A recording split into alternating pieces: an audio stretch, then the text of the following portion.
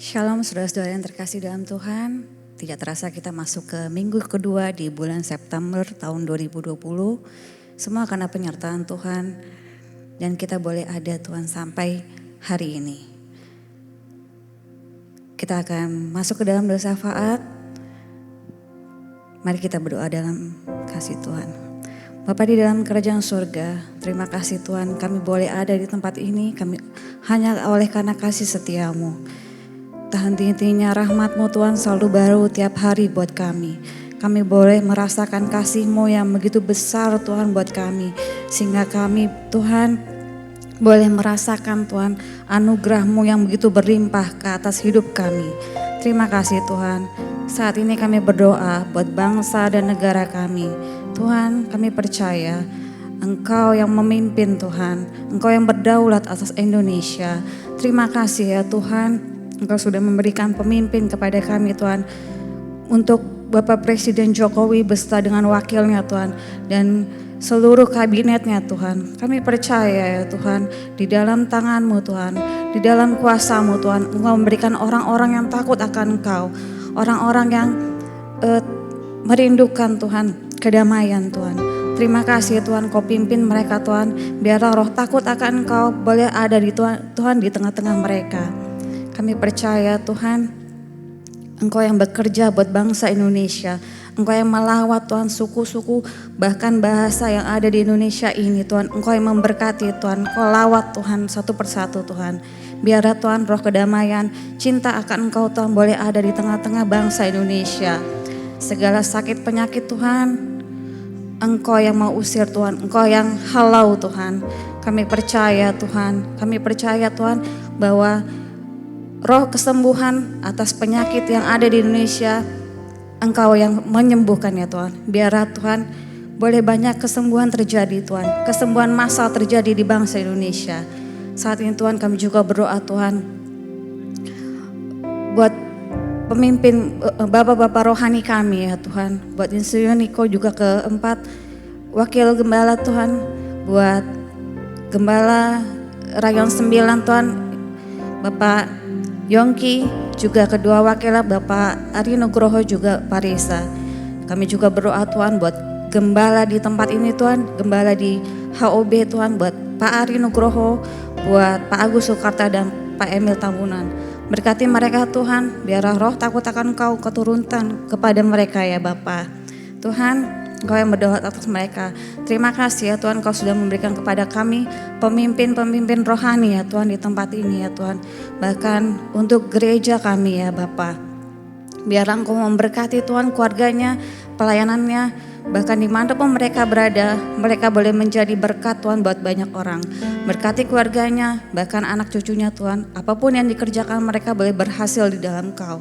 Kami juga berdoa Tuhan buat kota kami Pamulang. Tuhan, biar Engkau yang berdaulat kepada Pamulang ya Tuhan. Engkau yang memberkati tanahnya, airnya, udaranya Tuhan. Bahkan Tuhan Engkau memberkati semuanya Tuhan. Kalau kami juga mau berdoa buat pilkada Tuhan. Tanggal 9 Desember nanti ya Tuhan. Kami percaya Tuhan Engkau memberikan kepada kami Tuhan orang-orang yang takut akan Engkau. Sehingga Pamulang Tuhan, bahkan Tangsel Tuhan, Banten Tuhan penuh dengan kemuliaan-Mu. Terima kasih ya Tuhan. Kami juga berdoa buat jemaat yang ada di tempat ini Tuhan. Jemaat di House of Bread ya Bapak. Yang sakit Tuhan Kau sembuhkan ya Tuhan. Yang berbeban berat Tuhan Engkau kuatkan Tuhan. Kami percaya hanya di dalam nama-Mu Tuhan ada kekuatan baru. Kami percaya Tuhan bahwa di dalam nama-Mu Tuhan selalu ada pengharapan buat kami. Terima kasih Tuhan, kami juga berdoa Tuhan kalau sebentar kami akan mendengarkan sebagian dari firman-Mu. Kiranya Tuhan Kau mengurapi Tuhan hamba-Mu Tuhan. Biarlah ya Tuhan pengurapan daripada-Mu Tuhan Kau turun ke atas hamba-Mu ini. Terima kasih ya Bapa. Hanya di dalam nama Tuhan Yesus, haleluya. Amin.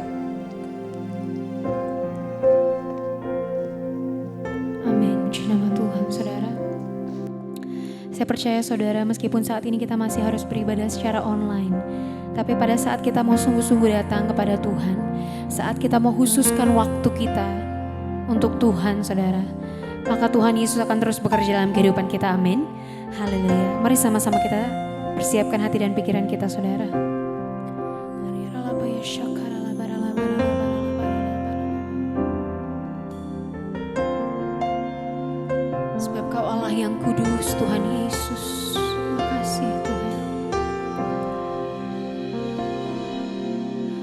Engkau yang kudus, Engkau mulia, layak untuk disembah. Engkau yang kudus, Engkau mulia, layak untuk disembah. Engkau yang kudus, Engkau mulia, layak untuk disembah. Engkau yang kudus, Engkau mulia, layak untuk disembah. Yesus Tuhan, kemuliaan tahta-Mu dipenuhi sembahan umat-Mu. Yesus Raja, penuh kemuliaan. Tuhanku perkasa, Tuhanku berkuasa, ku puji selamanya. Mari sekali lagi kita katakan, Engkau yang kudus, Engkau mulia, layak untuk disembah. Engkau yang kudus, Engkau mulia, layak untuk disembah. Yesus Tuhan, kemuliaan tahta-Mu dipenuhi sembahan umat-Mu. Yesus Raja, penuh kemuliaan. Tuhanku perkasa, Tuhanku berkuasa, ku puji selamanya. Yesus Tuhan, kemuliaan tahta-Mu dipenuhi sembahan umat-Mu. Yesus Raja, penuh kemuliaan. Tuhanku perkasa, Tuhanku berkuasa, ku puji selamanya. Mari sekali lagi katakan, Yesus Tuhan, kemuliaan tahta-Mu dipenuhi sembahan umat-Mu. Yesus Raja, penuh kemuliaan. Tuhanku perkasa, Tuhanku berkuasa, ku puji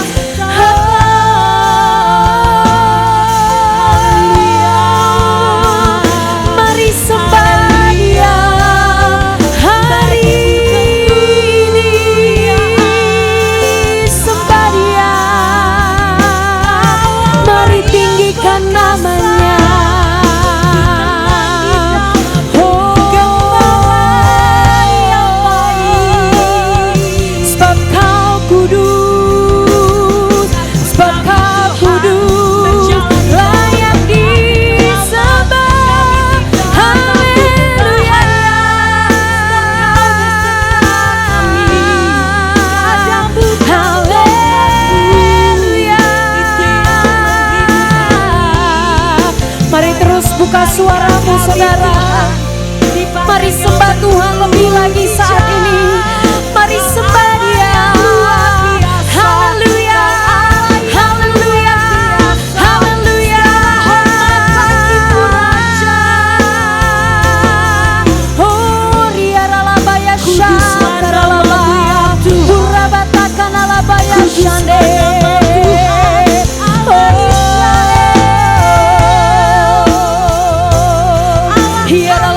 Shakaralabaralaba, urabatakaralabaya shande.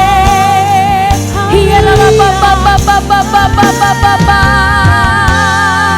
Sebab Kau Allah yang kudus, Kau Allah yang kudus Tuhan.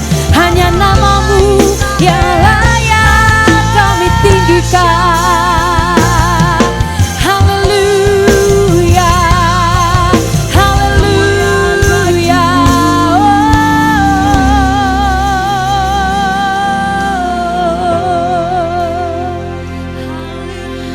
Sebab Kau yang layak kami sembah Tuhan Yesus. Kau yang layak kami sembah. Ku sembah Kau dalam roh dan kebenaran. Ku sembah Kau dalam roh dan kebenaran. Tak seorang pun jua seperti Kau Yesus. Ku sembah Kau, ku sembah Kau dalam roh dan kebenaran. Ku sembah Kau,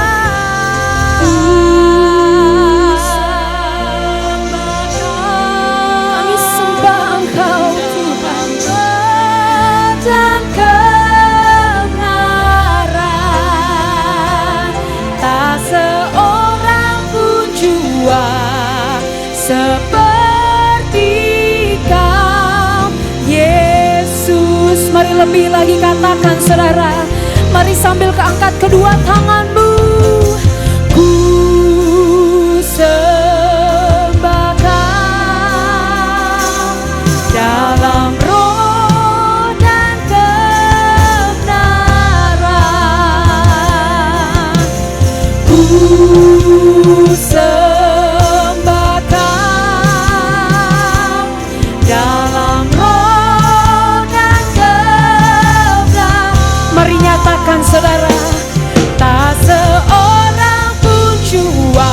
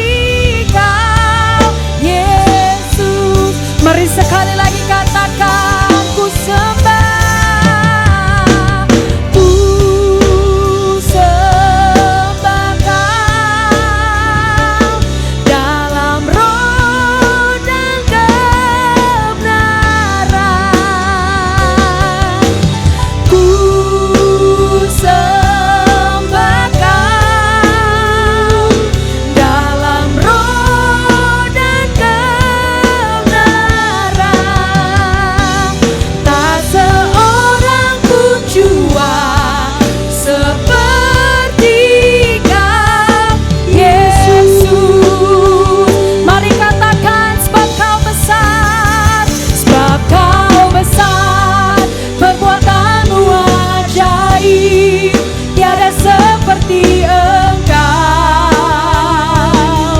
tiada seperti Engkau, sebab Kau besar, perbuatanmu ajaib, tiada seperti Engkau, tiada seperti sebab Kau besar, sebab Kau besar, perbuatanmu ajaib, tiada seperti Engkau,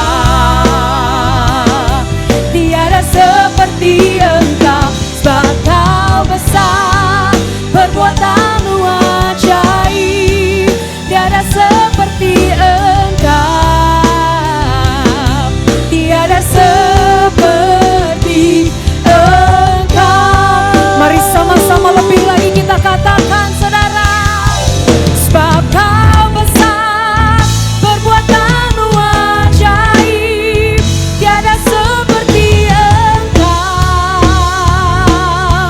tiada seperti Engkau, sebab Kau besar, perbuatanmu ajaib, tiada seperti Engkau, tiada seperti Engkau, tiada seperti Engkau, tiada seperti, katakan Yesus.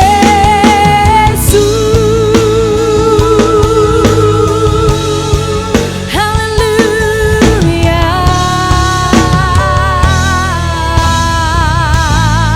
Boleh berikan tepuk tangan yang paling baik untuk Tuhan Yesus, saudara. Katakan haleluya. Haleluya, haleluya. Sungguh Engkau Allah kami yang besar, Tuhan. Segala hormat, pujian, kemuliaan hanya bagi nama-Mu. Mari jemaat Tuhan di rumah yang siap untuk bersuka cita saat ini, sama-sama kita katakan amin. Di nama Tuhan, saudara. Haleluya, saudara. Kita percaya bahwa Tuhan kita adalah Allah yang sanggup melakukan segala perkara, amin. Haleluya, yang percaya boleh sama-sama kita bangkit berdiri. Kita sama-sama mau memuji Tuhan hari ini. Boleh katakan haleluya. Haleluya.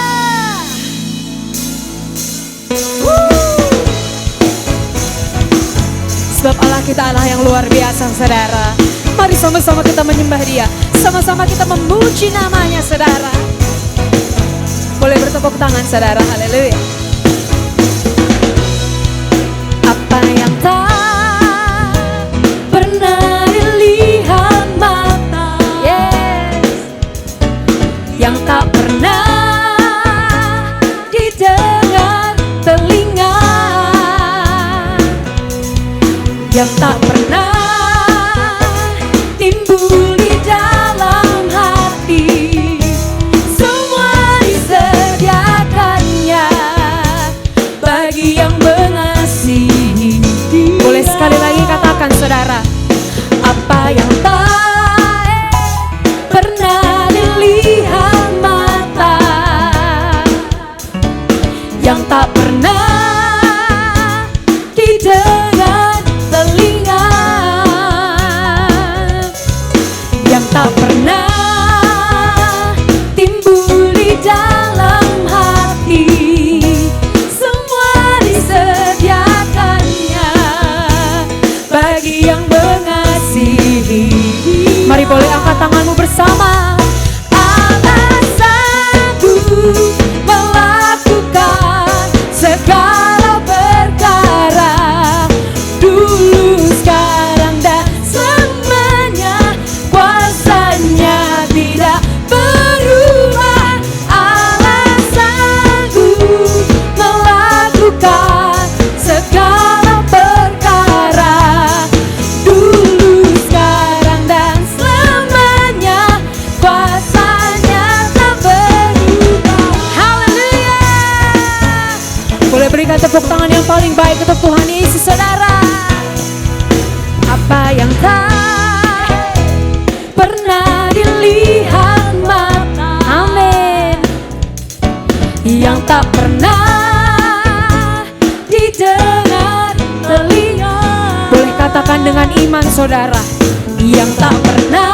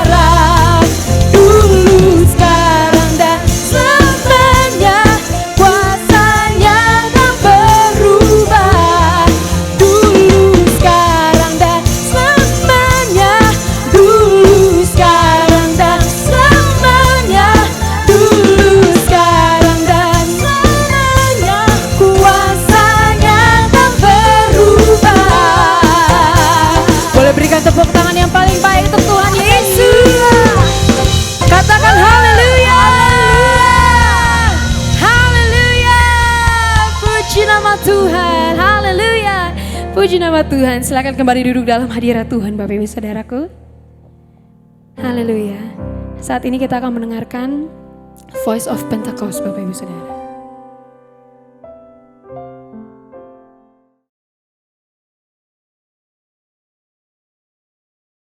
Happy Sunday semua. Tema yang akan dibahas hari ini adalah 3 berkat kekudusan bagi generasi Yeremia. Ini adalah hari-hari yang sangat menentukan bagi umat Tuhan di akhir zaman, di mana semua orang sedang ada dalam kondisi yang tidak menentu karena pandemi yang melanda seluruh dunia. Dengan adanya situasi seperti ini, kita sebagai umat Tuhan dihadapi dengan 2 pilihan. Kita bisa menyerah kepada keadaan di sekeliling kita, atau kita bisa bangkit dan melakukan kehendak Tuhan pada zaman ini. Salah satu kehendak Tuhan pada zaman now adalah Dia akan membangkitkan sebuah generasi yang disebut sebagai generasi Yeremia. Ini adalah sebuah generasi anak-anak muda yang dipersiapkan untuk penuaian yang terbesar di akhir zaman ini. Ciri-ciri generasi Yeremia seperti yang disampaikan oleh gembala sidang kita adalah anak-anak muda yang dipenuhi dengan Roh Kudus, cinta mati-matian kepada Tuhan Yesus, tidak kompromi terhadap dosa, dan akan bergerak untuk memenangkan jiwa. Tuhan mempunyai rencana yang hebat untuk generasi ini. Namun iblis mengetahui hal tersebut. Oleh sebab itu, dia berusaha dengan segala macam cara untuk menghancurkan generasi ini dengan dosa dan segala daya tariknya. Ibrani 12 ayat 14 berkata, "Berusahalah hidup damai dengan semua orang dan kejarlah kekudusan, sebab tanpa kekudusan tidak seorang pun akan melihat Tuhan." Ayat di atas adalah bukti di antara begitu banyak firman Tuhan yang menunjukkan bahwa kekudusan adalah perintah dan syarat yang dari Tuhan kalau kita mau melihat kuasa dan kemuliaannya dinyatakan. Sebaliknya, dosa adalah penyebab utama gagalnya atau tertundanya rencana dan kehendak Tuhan di dalam kehidupan orang percaya. Sayangnya, banyak anak Tuhan tidak menyadari hal ini. Iblis akan selalu berusaha untuk menutupi kebenaran ini dengan berbagai tipu muslihatnya. Jadi apa sebenarnya yang iblis sedang berusaha untuk melakukan? Pertama-tama, iblis mau menghancurkan masa depan generasi Yeremia.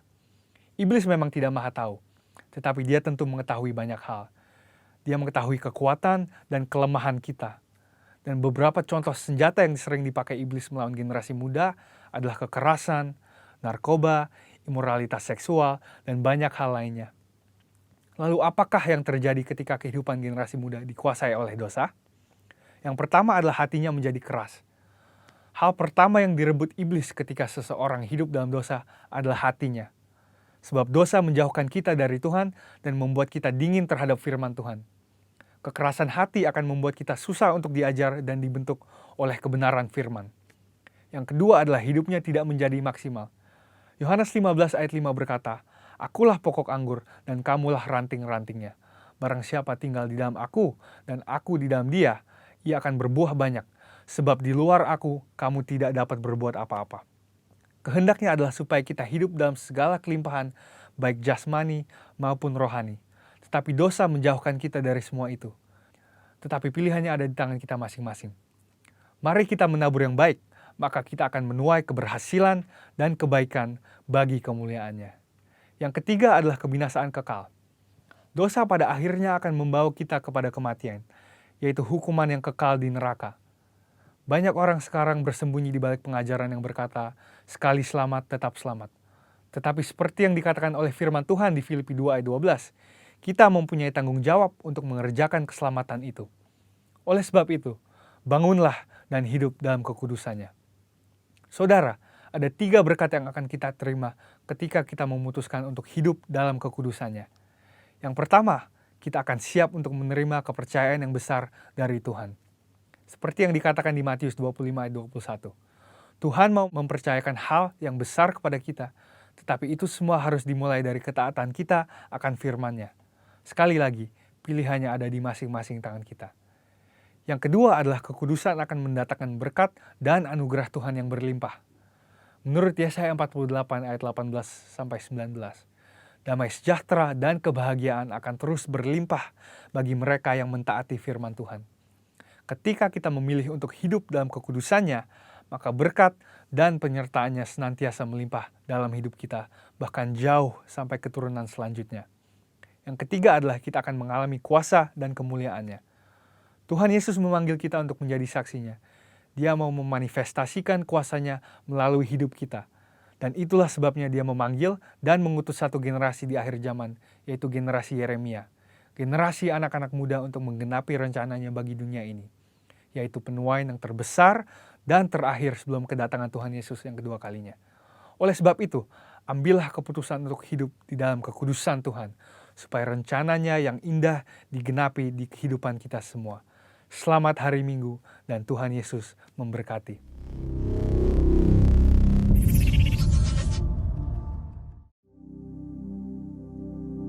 Puji nama Tuhan Bapak Ibu Saudara.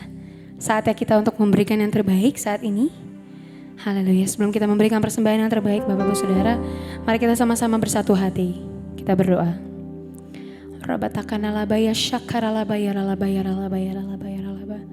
Terima kasih Bapa di surga, terima kasih Bapa yang baik. Terima kasih Bapa di surga, kalau kami tahu Tuhan saat ini kami boleh ada semua karena kasih dan karunia-Mu Tuhan. Kami sungguh bersyukur Bapa. Terima kasih Tuhan Yesus, Engkau sungguh baik bagi setiap kami Tuhan. Kalau pada saat ini Tuhan, kami mau memberikan yang terbaik dari apa yang kami punya Bapa. Kami percaya Tuhan, Engkau yang memberkati setiap tangan-tangan kami Tuhan. Baik yang memberi maupun yang belum bisa memberi Bapa, kami percaya berkat daripada surgawi turun atas setiap kami Tuhan. Kau memberkati setiap tangan kami Tuhan Yesus. Bela Tuhan, persembahan ini boleh harum Tuhan di hadapan-Mu Tuhan. Terima kasih Bapa di surga, terima kasih Bapa yang baik. Mari jemaat Tuhan yang siap memberikan yang terbaik, sama-sama kita katakan amin.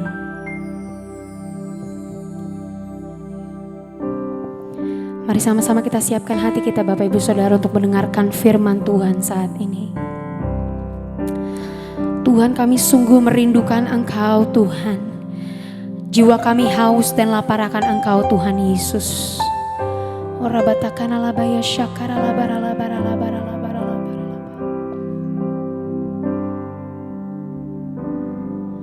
Jiwaku merindukan-Mu, ya Allah yang hidup. Jiwaku haus kepadamu, ya Allah yang hidup.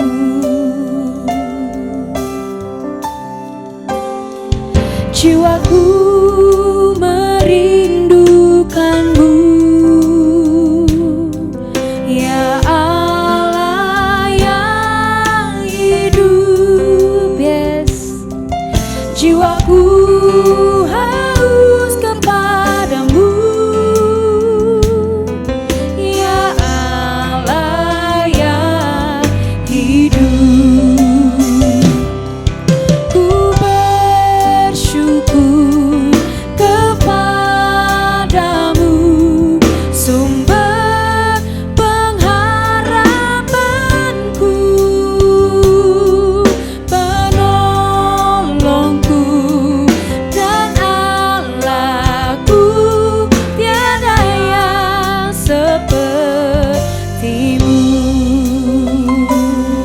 Mari lebih sungguh-sungguh lagi kita katakan, jiwaku merindukan, ya Tuhan, ya Allah yang hidup. Kami haus Tuhan, jiwaku haus kepadamu, ya Allah yang hidup. Ku bersyukur, ku bersyukur kepadamu, sumber pengharapanku, penolongku dan Allahku, tiada yang seperti. Ku bersyukur, ku bersyukur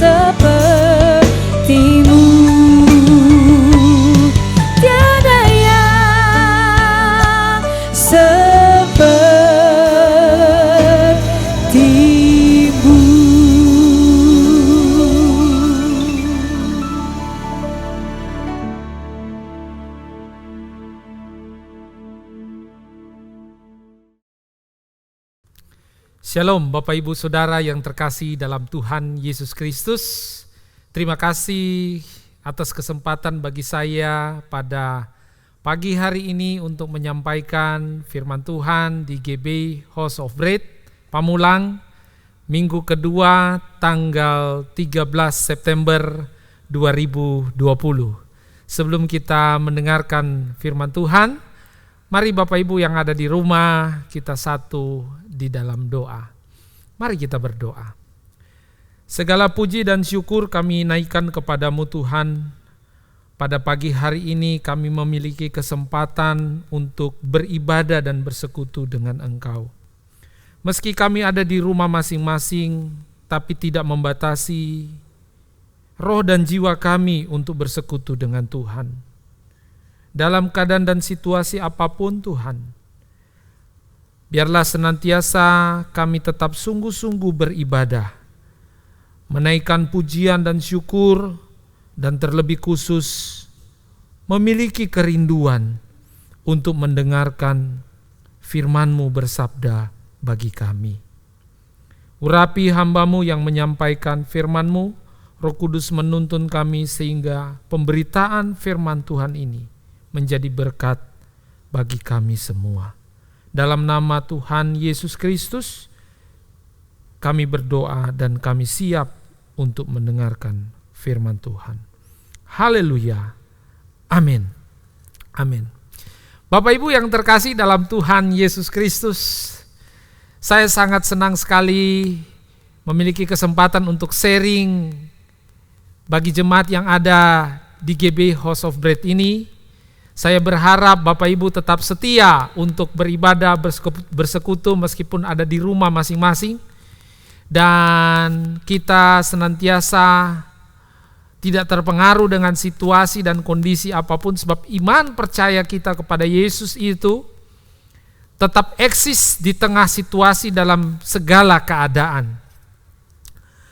Bapak Ibu Saudara, kita membaca firman Tuhan pada pagi hari ini, yaitu terdapat dalam Matius 6 ayat 25. Matius 6 ayat 25 di layar sudah tampil, yaitu Matius 6 ayat 25. Lembaga Alkitab Indonesia memberikan tema bicara mengenai hal kekhawatiran. Saya kira isu utama sebenarnya dari teks atau pasal ini bukan masalah atau bicara tentang hal kekhawatiran. Tetapi poin utamanya itu kuncinya ada di ayat 34. Ada di ayat 33. Ada di ayat 33. Ayat 33 itu bicara mengenai carilah dahulu kerajaan Allah dan kebenarannya, maka semuanya itu akan ditambahkan kepadamu. Itu tema utamanya, mencari kerajaan Allah. Tetapi kita biarlah baca dulu Matius 6 ayat 25. Ya. Atau saya mundur sedikit saja ayat 24 supaya kita tidak lepas dari konteks yang ada. Ayat 24. Matius 6 ayat 24. Bapak Ibu buka juga Alkitab di rumah, ya. Kemudian kita buka sama-sama membaca Matius 6 ayat 24 dan 25. Matius 6 ayat 24 dan 25, demikianlah firman Tuhan, tak seorang pun dapat mengabdi kepada dua tuan. Karena jika demikian ia akan membenci yang seorang dan mengasihi yang lain. Atau ia akan setia kepada yang seorang dan tidak mengindahkan yang lain. Kamu tidak dapat mengabdi kepada Allah dan kepada Mamon. Ayat 25, Bapak Ibu Saudara, sambungan dari ayat 24. Karena itu aku berkata kepadamu, apa? Janganlah khawatir akan apa? Hidupmu. Hidupmu itu persoalan makan, minum, dan pakaian. Kepedulian mengenai sandang pangan. Kata Tuhan, janganlah khawatir pula akan tubuhmu, akan apa yang hendak kamu pakai. Bukankah hidup itu lebih penting daripada makanan, dan tubuh itu lebih penting dari pakaian? Saya kasih tahu Bapak Ibu Saudara, kita ini sebagai orang Kristen, saya setuju bahwa kita ini adalah musafir. Musafir dalam saya coba berselancar di dunia maya, lihat dari Google, ya. Musafir itu merujuk pada sebuah perjalanan ziarah. Hal ini biasanya dengan mengunjungi satu tempat yang mempunyai makna keagamaan, seringkali dengan menempuh jarak yang cukup jauh. Saya coba mengambil pengertian ziarah ini dalam teks pandangan iman Kristen, yaitu di dalam Matius 8 ayat 20. Yesus berkata begini, serigala punya liang dan burung mempunyai sarang, tapi anak manusia tidak mempunyai tempat untuk meletakkan kepalanya. Bapak Ibu Saudara yang terkasih, sebenarnya kalau kita bicara mengenai kita sebagai orang Kristen, seorang berziarah itu artinya melakukan satu perjalanan. Tentu kita punya rumah, kita punya tempat kerja, kita punya rutinitas. Tetapi jiwa dan roh kita itu selalu melakukan yang namanya sebenarnya pencarian. Sepanjang kehidupan kita, selama kita hidup di atas muka bumi ini, kita bagaikan musafir, artinya terus melakukan pencarian. Pencarian apa Bapak Ibu Saudara? Pencarian kerajaan Allah.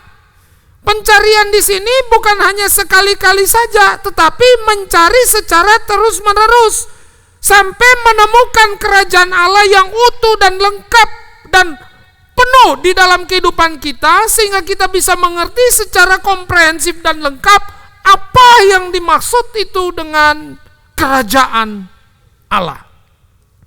Kadang-kadang orang langsung mempersempit makna daripada kerajaan Allah. Kerajaan Allah dari bahasa Inggris the kingdom of God. Kingdom itu kan bicara mengenai wilayah, king dan domain. King raja, domain wilayah.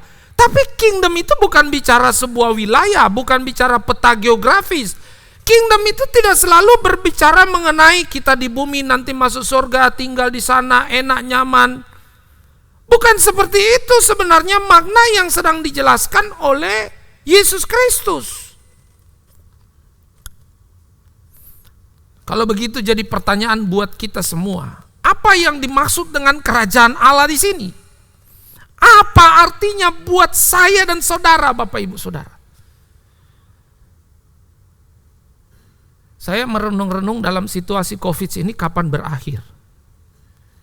Tapi di sisi lain ini merupakan satu tantangan bagi kita sebagai orang-orang Kristen, apakah tetap konsisten mengikut Tuhan. Jangan sampai pada situasi yang nyaman dan aman, kita menyanyi lagu yang enak-enak sesuai dengan lagu rohani, apalagi lagu rohani baru, mantap, ya kita nyanyi, wah bersorak-sorai. Tetapi dalam situasi begini kita mengalami yang namanya iman yang turbulens, mengalami goncangan yang hebat dalam keyakinan, kepercayaan kita kepada Tuhan. Mulai kita bertanya ketika kita menghadapi berbagai persoalan dalam hidup, apakah Tuhan masih menjaga, apakah Tuhan masih menyertai saya? Sebab di masa COVID begini kan bagaimana orang mengalami krisis iman, krisis ekonomi terutama. Iman itu karena krisis ekonomi. Bayangkan itu ada pengusaha yang uangnya dari 10 triliun itu jatuh terjun bebas tinggal 4-3 triliun loh. Saham itu anjlok. Dia punya usaha tiba-tiba yang sedang maju, lalu berbalik, dia harus begitu banyak utang. Dan harus dia lunasi dalam waktu 3 bulan ke depan. Dia harus jual rumahnya, dia harus jual kendaraannya. Dan ini membuat satu pertanyaan buat kita. Bagi orang yang percaya, di manakah Tuhan? Tapi di sisi lain, saya melihat juga, saya kesaksian sedikit, ada seorang ibu rumah tangga yang saya kenal, dia punya seorang anak, ya, anaknya di rumah, ya, ada dengan pembantunya. Mamanya ini kerja dari pagi, pulang udah malam jam 10. berangkat pagi, kerja lagi, pulang jam 10. Kenapa katanya? Saya tanya kenapa? Kenapa? Kan ada pendampingan buat anak, perlu dididik. Ya Pak, begini dong. Saya kan lagi nyari uang. Ini kan masa Covid begini ya, kita perlu nyari uang untuk bertahan hidup lah. Saya enggak tahu definisi bertahan hidup itu uang berapa banyak. Padahal dia sudah punya rumah, punya kendaraan, punya apartemen, punya uang simpanan yang cukup gitu. Tetapi dia kok masih bisa pulang jam 8 dari kerjaan gitu. Ya tuntutan kantor gimana lagi Pak, saya dan seterusnya. Ya saya kira ada memang tuntutan-tuntutan pekerjaan seperti itu. Poin yang pertama yang saya mau sampaikan adalah kita jangan lupa kita punya keluarga, kita harus mendampingi dan mendidik. Jangan sampai dijadikan alasan bahwa karena mencari uang lalu kita mengabaikan hal-hal yang prinsip lainnya. Tetapi kita melihat juga persoalannya adalah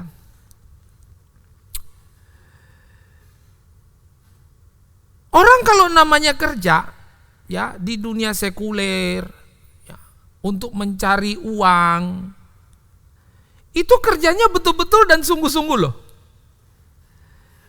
Sungguh-sungguh tuh betul-betul mendedikasikan seluruh apa yang dimilikinya. Dia datang dengan pagi hari, dia karena disiplin kerja ya, dia bekerja dengan baik, dia punya skill, dia kembangkan kompetensi. Demikian juga dengan perusahaannya. Perusahaan apalagi dia punya saham di dalam ya, dia investasi di sana, dia seorang komisaris. Dia akan berpikir keras untuk bagaimana mengembangkan pekerjaan-pekerjaan itu semakin baik. Maksud saya begini loh. Kalau kita didorong oleh rasa kekhawatiran untuk mencukupi segala sesuatu, lalu kita bekerja memaksimalkan kondisi sampai taruh pulang malam, lalu kemudian kita punya perusahaan, kita kerja dengan baik, dengan maksimal. Kenapa untuk kerajaan Allah kita tidak melakukannya dengan sungguh-sungguh? Kenapa kita tidak maksimal mencari Dia dengan segenap hati dan segenap jiwa? Berarti kita jangan sampai mendiskriminasikan. Kita kalau mencari Tuhan, kita misalnya ibadah, bangun, gak siap. Apalagi Covid begini kan, orang masih di tempat tidur, pakai baju tidur, ibadah muka masih kusam gitu kan. Kita harusnya memposisikan ketika menghadap Tuhan ya harus dengan baik, ya dengan siap. Saya juga menyadari, saya awal-awalnya ketika bangun ibadah, kayaknya ada yang gak sejahtera di dalam diri saya. Saya harus siap-siap, harus bangun, harus mandi mungkin, atau cuci muka saja, lalu kita mesti mempersiapkan diri beribadah.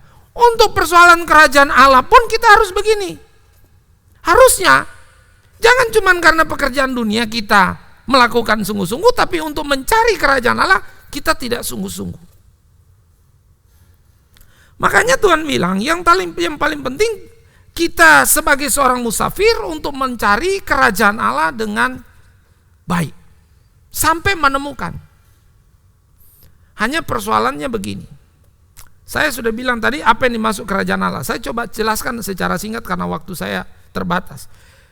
Kalau kita lihat di PowerPoint ya, kerajaan imam dalam PL. Jadi kalau kita mau memahami kerajaan Allah, apa itu kerajaan Allah dalam perjanjian baru, kita mesti mundur memahami apa itu kerajaan Allah di dalam perjanjian lama. Dalam perjanjian lama, kerajaan Allah disebut dengan kerajaan imam. Kerajaan imam ini tidak dapat dilepaskan dari dua konteks yang melekatkan atau yang melatar belakangi konsep tersebut atau konsep ini, yaitu bicara kerajaan Allah di perjanjian lama, bicara mengenai harta milik kesayangan Allah, yaitu umatnya. Umatnya sebagai harta milik kesayangannya, dan sekaligus umatnya tersebut adalah umat yang menjadi bangsa yang kudus. Menjadi bangsa yang suci di hadapan Allah. Kudus tidak selalu bicara mengenai hanya moral saja. Kudus itu bicara mengenai paradigma berpikir harus berbasis pada firman Allah. Kudus itu berarti kita membrainstorming, pikiran dan hati kita harus berpusat kepada Allah. Jadi bukan hanya tubuh kita yang menjadi milik Allah menurut perjanjian lama, tetapi jiwa dan pikiran kita harus terarah kepada Dia.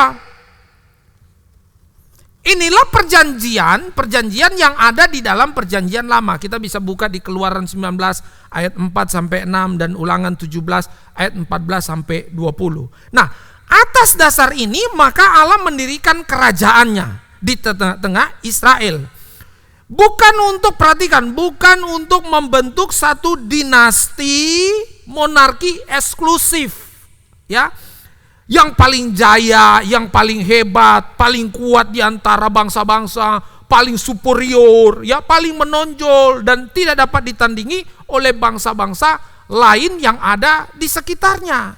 Tetapi poin utama perjanjian di dalam kerajaan Allah itu adalah bicara mengenai bangsa Israel menjadi milik kesayangan Allah yang harus berjalan dalam kekudusannya. Itu covenant utama yang ada di dalam perjanjian lama. Nah, seringkali di dalam perjanjian lama, kejayaan satu bangsa selalu diukur dari berapa banyak kuda yang dimiliki. Sama dengan orang, kalau mohon maaf ya, orang yang kelas menengah ke atas, ukuran kekayaan kan berlian yang melekat di jari, ya, pakai mobil BMW, pakai mobil Alphard, ya, itu menunjukkan status. Tetapi di hadapan Allah, bicara tentang kejayaan dan kemuliaan di hadapan Allah, bukan banyaknya kuda. Satu bangsa yang memiliki tentara dan pasukan yang banyak, bukan itu gambaran bicara mengenai kingdom di dalam perjanjian lama. Makanya kalau saya baca menurut satu tulisan yang ditulis oleh Ferdian Tumanan, ya, bicara mengenai Keluaran 14 ini, ya, Tuhan menasihatkan jika kuda yang jangan terlalu banyak kuda, jangan terlalu banyak, bahkan dibilang jangan banyak istri, karena Daud, Salomo, ya, jangan banyak istri dan jangan banyak emas dan perak, karena itu bisa meruntuhkan esensi, makna, orientasi dan mengancam keberadaan eksistensi kerajaan Allah. Kerajaan Allah artinya terjadi pemutusan hubungan. Yang tadinya mereka adalah milik kesayangan Allah, hidup dalam kesucian dan kekudusan, tapi karena material tersebut membuat iman mereka luntur dan terpisah. Nah, jadi ini yang menjadi ancaman bagi menjadi peringatan bagi bangsa Israel. Supaya kamu jangan banyak kuda yang menjadi penonjolan dalam kesuksesan kejayaan bangsamu. Jangan banyak istri. Istri bukan ditangkap secara moral, karena kenapa? Nasihatnya Tuhan kepada Salomo, walaupun dia memiliki hikmat, tapi sebenarnya dalam hal ini dia tidak berhikmat. Kenapa? Ketika dia banyak istri, persoalan utamanya bukan persoalan moral. Kawin campur itu membuat dia berpaling daripada Allah dan menyembah berhala. Jadi imannya bisa luntur oleh akibat kawin silang yang tidak sesuai dengan imannya, membuat konsep keberimanannya jadi runtuh. Itu persoalan nasihat utama di dalam perjanjian lama. Dan nasihatnya bilang jangan banyak emas dan perak, karena emas dan perak akan mengancam eksistensi kerajaan Allah tersebut. Jadi dari pembahasan ini saya simpulkan bahwa kerajaan Allah dalam perjanjian lama merupakan panggilan imamat bagi Israel masuk dalam ketaatan mutlak, masuk dalam kesetiaan, ketaatan kepada Allah dan menjadi contoh dan role model bagi bangsa-bangsa. Itulah makna kerajaan Allah di dalam perjanjian lama. Saya cepat. Masuk pada perjanjian baru, Yesus datang untuk memberitakan kerajaan Allah sudah dekat. Sayangnya pada masa Yesus, cita-cita kerajaan ini ya mengalami penyimpangan, berbelok. Berbelok itu karena muncul berbagai kalangan saat itu menafsirkan kerajaan Allah untuk kepentingannya kelompok masing-masing. Di sana tuh ya Bapak Ibu, ada kelompok Eseni, ada kelompok Zelot, dan ada kelompok Herodes. Mereka itu adalah orang-orang Yahudi membentuk seperti partai-partai, memperjuangkan kepentingan mereka dengan uang supaya bisa berbuat apa saja. Bisa berbuat apa saja supaya untuk mewujudkan, ya saya pakai istilah sindrom mesianik, dengan politik kotor mereka untuk melegalkan kepentingan-kepentingan kelompok pada saat itu. Termasuk Petrus loh. Waktu Yesus mau ke salib, Petrus cegah Yesus. Saya mau ke Yerusalem, akan menderita, mati, dan bangkit pada hari yang ketiga. Petrus cegat. Ketika Petrus cegat, kiranya Allah menjauhkan hal itu daripadamu. Ini menunjukkan bahwa Petrus punya kepentingan untuk memanfaatkan Yesus untuk memperjuangkan kepentingan kelompoknya. Demikian juga dengan Yudas. Yudas itu sebenarnya bergabung menjadi murid-murid bukan sekedar karena Yesus memilih dia memanggil menjadi murid. Tapi Yudas ini adalah kelompok Zelot, ya, di mana-mana selalu bawa badik, ya, ingin mengikut Yesus dengan pengharapan supaya Yesus ini menjadi Mesias politik, melakukan pemberontakan untuk memperjuangkan kepentingan politiknya, kepentingan partai. Yesus bukan datang untuk kepentingan partai. Yesus datang bukan untuk kepentingan satu golongan. Yesus datang bukan untuk kepentingan politik negara. Kehadiran Yesus itu supaya manusia terhindar dari kebinasaan. Jadi penekanannya kerajaan Allah lebih kepada makna rohani, bro. Nah, kalau kita melihat apa yang dipaparkan oleh Yesus, maka kerajaan Allah tidak bermakna atau tidak pernah berbicara mengenai satu wilayah atau sistem politik atau bicara mengenai birokrasi. Dengar baik, saya ulang. Kerajaan Allah bukan bicara mengenai sebuah wilayah yang dikuasai, yang ditaklukkan, yang ditekankan dengan satu sistem, dengan satu birokrasi. Tapi bicara kerajaan Allah, bicara mengenai pembebasan manusia dari hukuman akibat dosa. Bicara mengenai kerajaan Allah, bicara mengenai kekudusan. Bicara mengenai kerajaan Allah, bicara mengenai milik Allah, umat pilihan Allah. Itu yang ditekankan. Kerajaan Allah itu bicara mengenai kehidupan sejati anak-anak Allah atau orang percaya. Kerajaan Allah bicara mengenai kuasa yang mampu mentransformasi manusia lewat kasih dan keadilan. Jadi kalau bicara kerajaan Allah, kita bukan atas nama lembaga turun kemudian bakti sosial. Bukan, bro. Kerajaan Allah tuh bicara mengenai kita sebagai orang percaya, tanpa label dan simbol-simbol dan lambang-lambang gereja dan makna-makna rohani. Nggak ada itu. Kita turun sebagai orang percaya di lapangan, kemudian menampilkan nilai-nilai ajaran Kristus di dalam sikap, perkataan, perbuatan, yang menunjukkan bahwa kehidupan kita ini adalah milik Allah, yang menunjukkan bahwa kehidupan kita itu berbeda dengan orang-orang dunia. Itulah yang dimaksud dengan kehadiran kerajaan Allah. Kalau bicara jadilah kehendakmu di bumi seperti di surga, berarti Tuhan punya ekspektasi, harapannya adalah kita sebagai orang percaya mewujudkan kerajaan Allah lewat sikap kita, lewat perbuatan kita, lewat kehidupan kita yang memancar menjadi berkat bagi sesama. Kalau kita bicara begini Bapak Ibu Saudara, kan ada ayat bilang begini, carilah kerajaan Allah dan kebenarnya, maka semuanya akan ditambahkan kepadamu. Saya tanya Bapak Ibu, siapa yang akan menambahkan setelah Anda menemukan kerajaan Allah? Siapa yang maksudnya materi. Kalau kamu sudah cari Tuhan, pergi ke gereja gitu ya, pergi ke gereja, terus pulang. Aku udah cari Tuhan, kok kenapa Tuhan enggak datangkan berkat sama saya? Karena orang salah memahami.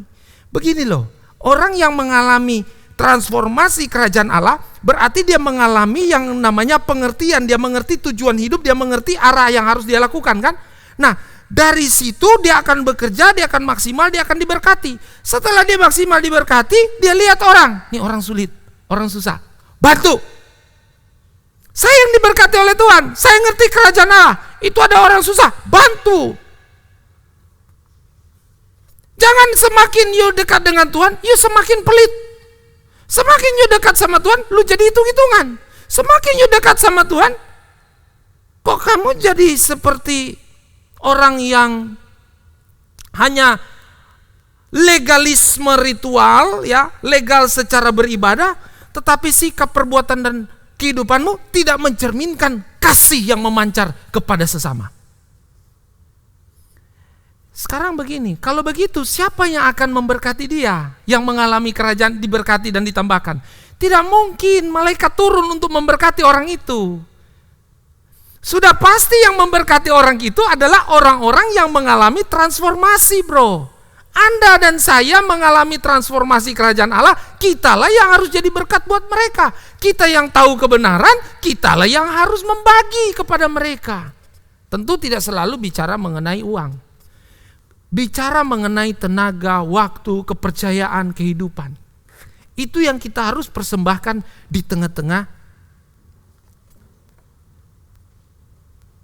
masyarakat ataupun di tengah-tengah keluarga.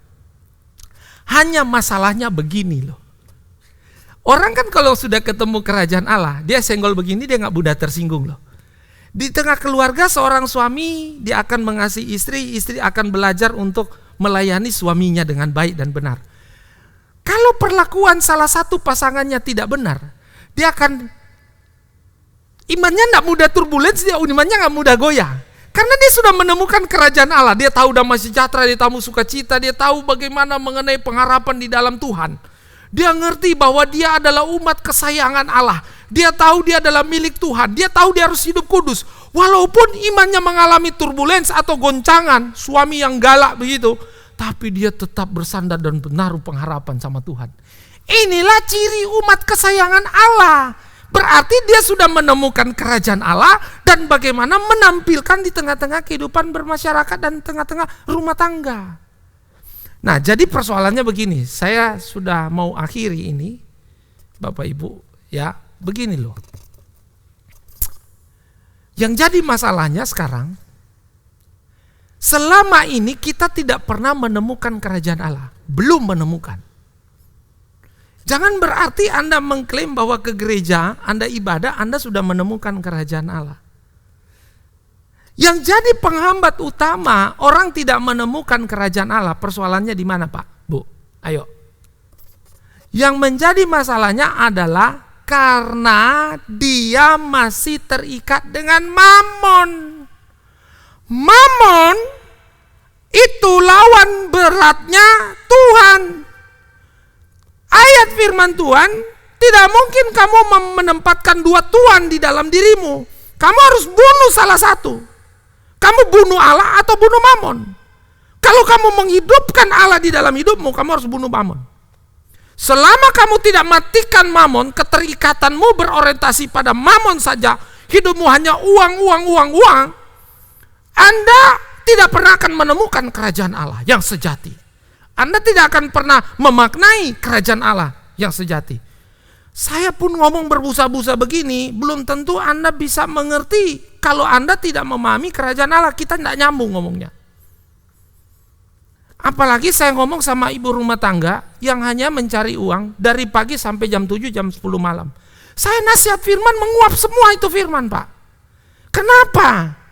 Karena dia pikir bahwa bagi saya adalah mencari uang. Bukan saya bilang anti uang ya, bukan uang tidak penting. Tapi kalau sudah punya rumah, punya apartemen, punya deposit uang yang ini kan persoalan kekhawatiran yang berlebihan yang menghantui dirinya sehingga membuat dia menjadi sindrom dan akhirnya dia tidak pernah memikirkan kerajaan Allah. Tapi Pak, kan saya ke gereja, hari ini pun saya ibadah, Pak. Saya mau kasih tahu ya. Orang Kristen banyak beribadah pun hanya memanfaatkan Tuhan untuk mencari kepentingan mamon. Jadi kerajaan Allah dimanfaatkan untuk supaya bagaimana hidupnya itu dipenuhi dengan persoalan makan dan minum. Kamu tidak akan pernah menemukan kerajaan Allah. You akan gagal fokus. Pikiranmu akan jadi bias. Kalau kamu menyembah, kamu cuma ingat, aduh Pak Jero, aduh saya mau desain interiornya gimana tuh rumah. You cuma mau mikir bagaimana, aduh kapan selesai cicilan ya, soalnya saya mau cicil lagi ini barang. You tidak akan pernah menemukan kerajaan Allah. Orang-orang seperti ini tidak akan pernah serius dengan Tuhan. Kalaupun dia duduk dalam jabatan struktural sebagai seorang hamba Tuhan di dalam melayani pekerjaan Tuhan, dia akan berpikir yang namanya kerajaan Allah artinya bagaimana mengumpulkan jiwa-jiwa sebanyak mungkin. Saya tidak peduli itu jemaat orang, ambil. Pokoknya wah banyak. Dan harus menekankan yang namanya berbagai persembahan banyak supaya engkau diberikan. Kita kan tidak pernah tahu agenda pribadinya orang. Kita tidak pernah mengerti misi terselubung setiap orang. Tetapi kerajaan Allah di dalam dirinya harus diuji. Karena kenapa? Pencarian kerajaan Allah tidak pernah akan selesai. Kita bagaikan musafir yang berjalan terus dalam kehidupan, dalam pimpinan Tuhan setiap hari sampai kita menutup mata. Kita tidak akan pernah puas. Kita akan terus mencari, memaknai terus arti yang dimaksud dengan yang namanya bicara mengenai kerajaan Allah. Jadi pesan terakhir, janganlah engkau khawatir. Kalau selama engkau khawatir terus dalam hidupmu, engkau tidak akan pernah menemukan arti kerajaan Allah. Kerajaan Allah bukan bicara status, kerajaan Allah bukan bicara penguasaan wilayah. Kerajaan Allah bicara makna kita milik kesayangan Allah berjalan dalam kekudusannya. Dalam kehidupan kita yang tidak akan pernah berakhir. Seperti musafir yang berjalan terus di tengah padang gurun. Yang terus menjaga kehidupan kita dari kesucian, dari firman yang terus kita belajar dan menjalani. Bertumbuh dewasa dalam Tuhan sampai Tuhan datang menjemput kita. Inilah makna kerajaan Allah itu. Inilah yang harus kita cari setiap hari. Jangan cuma persoalan kerja, kita kerja sungguh-sungguh, tapi soal kerajaan Allah kita malas. Berarti kalau kita malas, kita belum memaknai sungguh-sungguh. Kita tidak pernah menyadari betapa pentingnya mutiara kerajaan Allah itu. Amin. Firman Tuhan. Mari kita Bapak Ibu Saudara satu dalam doa. Kami bersyukur pada saat pagi hari ini hamba-Mu sudah berhenti berbicara. Biarlah Engkau memberikan pengertian tambahan mengenai makna kerajaan Allah. Jangan sampai Tuhan, mamon dan rasa kekhawatiran itu menghantui pikiran dan hati kami. Sehingga kami gagal fokus. Pikiran kami tidak tertuju kepada pencarian kerajaan Allah yang utama di dalam kehidupan. Mencari kerajaan Allah biarlah menempatkan Tuhan dan firman-Mu selalu ada di garda depan. Berjalan dalam hidup kami. Sehingga kami Tuhan tidak melakukan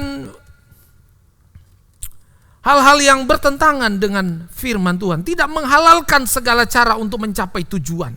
Tapi biarlah kami selalu diingatkan oleh firman-Mu. Sehingga kami terus berjalan meskipun dalam situasi dan keadaan yang kurang kondusif ini. Terima kasih Tuhan. Ini doa kami, berkati jemaat-Mu. Terus pelihara dengan iman dan firman selalu ada dalam hidup mereka. Sebab kami percaya orang-orang yang serius mencari kerajaan Allah pasti diberkati oleh Tuhan. Dalam nama Tuhan Yesus Kristus kami berdoa dan bersyukur. Haleluya. Amin. Tuhan Yesus memberkati. Shalom. Sekarang terimalah berkat daripada Tuhan. Tuhan memberkati engkau dan melindungi engkau. Tuhan menyinari engkau dengan wajah-Nya dan memberi engkau kasih karunia. Dan Tuhan menghadapkan wajah-Nya kepadamu dan memberikan engkau damai sejahtera. Kiranya kasih rahmat anugerah yang berlimpah-limpah dari Allah Bapa yang telah dinyatakan melalui pengorbanan Tuhan kita Yesus Kristus dan penghibur penolong dari Allah Kudus menyertai Bapak Ibu semuanya hari ini sampai Maranatha nanti. Kita akan berjumpa dengan Dia kekal selama-lamanya. di Yerusalem yang baru, di surga yang mulia. Diberkatilah keluar masukmu, diberkatilah rumah tanggamu, diberkatilah usahamu, diberkatilah apa saja yang kau lakukan. Tuhan membuat engkau berhasil dan beruntung. Di antaramu tidak ada yang kekurangan, di antaramu tidak ada yang sakit. Bahkan Tuhan akan mengangkat engkau naik menjadi kepala dan bukannya ekor. Ketika engkau semuanya mengikuti perintah Tuhan dan firman-Nya hari ini. Mari yang diberkati sama-sama katakan amin.